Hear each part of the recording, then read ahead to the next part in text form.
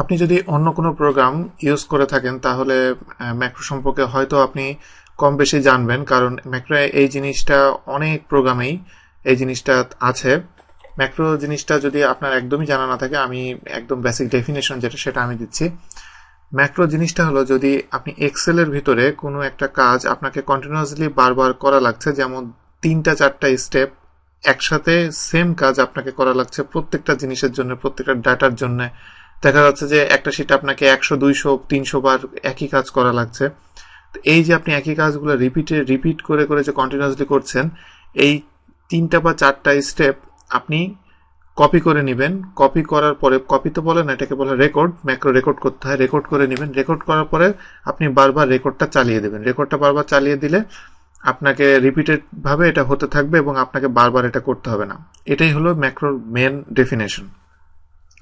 এখন এখানে ব্যাপার হলো, ম্যাক্রো আপনি দুইভাবে করতে পারবেন। একটা হলো যে আপনি মাউস এবং কি স্ট্রোকের মাধ্যমে,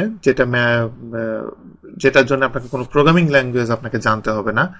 আপনি যদি শুধু এক্সেল এক্সপার্ট হন তাহলেই হবে, আপনি ম্যাক্রো তৈরি করতে পারবেন। আর সেকেন্ড আরেকটা ওয়ে হলো, সেটা করতে গেলে আপনাকে ল্যাঙ্গুয়েজ জানতে হবে। সেটা হলো মাইক্রোসফট যেটা ডেভেলপ করেছে, visual basic for application, VBA সংক্ষেপে যেটা বলা হয়, এটা আপনাকে একটু জানতে হবে। এটার মাধ্যমে আপনি ম্যাক্রোটা আপনি ম্যানুয়ালি আপনি প্রোগ্রামিং রাইট করে আপনি ম্যাক্রোটা লিখতে পারবেন। তো এখন ব্যাপার হলো যে আপনি দুইটার ডিফারেন্সটা কি আপনাকে বলি। যে প্রথম যেটা, যেখানে আপনার প্রোগ্রামিং স্কিল কোনো দরকার নেই, শুধু এক্সেল জানলে হবে, সেই প্রসিডিউরে আপনি যদি ম্যাক্রো তৈরি করতে যান, এদের অ্যাডভান্টেজটা হলো যে আপনি খুব দ্রুত ম্যাক্রোগুলো তৈরি করে ফেলতে পারবেন।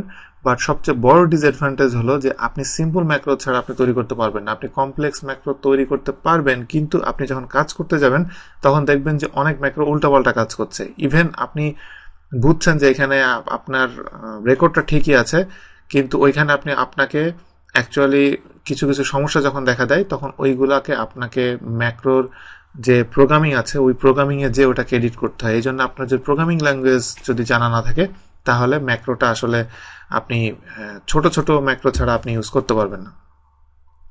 আর ভিবিএ যদি আপনি জানেন, তাহলে ম্যাক্রো আপনি আপনার নিজের মতো করে আপনি কাস্টমাইজ করে নিতে পারবেন এবং ফুল কন্ট্রোলে আপনার উপরে থাকবে। আপনি যত মোটামুটি যত কমপ্লেক্স ম্যাক্রোই হোক না কেন, আপনি এটা কন্ট্রোল করতে পারবেন স্টেপ বাই স্টেপে। তো আমি আপনাদেরকে রিকমেন্ড করব, যেহেতু আপনি বেসিক কোর্সটা আপনি এখন শেষ করছেন, সো আমি আপনাদেরকে রিকমেন্ড করব যে ম্যাক্রোর একদম সিম্পল ম্যাক্রো আপনি 1-2টা ট্রাই করেন এবং এগুলো ইউজ করা ট্রাই করেন। কারণ ম্যাক্রোটা অ্যাকচুয়ালি, যদি আপনি এমন হয় যে আপনার মানে এক্সেলের খুবই বেশি বেশি কাজ করতে হয়, খুব কমপ্লেক্স কাজ করতে হয়, তাহলে আপনাকে ম্যাক্রোটা শিখে নিলে ভালো। এছাড়া আমার মনে হয় না যে আপনার ম্যাক্রোটা শেখা খুব একটা দরকার আছে। আর এটা নর্মালি অ্যাকচুয়ালি যে পুরোপুরি আপনার কাজের ভিতরে পড়ে তা না, এটা অ্যাকচুয়ালি পড়ে হলো যে আইটি ডিপার্টমেন্টের আন্ডারে যারা কাজ করবে, অ্যাকচুয়ালি তারা আপনাকে ম্যাক্রোগুলো তৈরি করে দিবে, আপনি জাস্ট কাজ করবেন। এটাই নর্মালি সব জায়গায় হয়ে থাকে।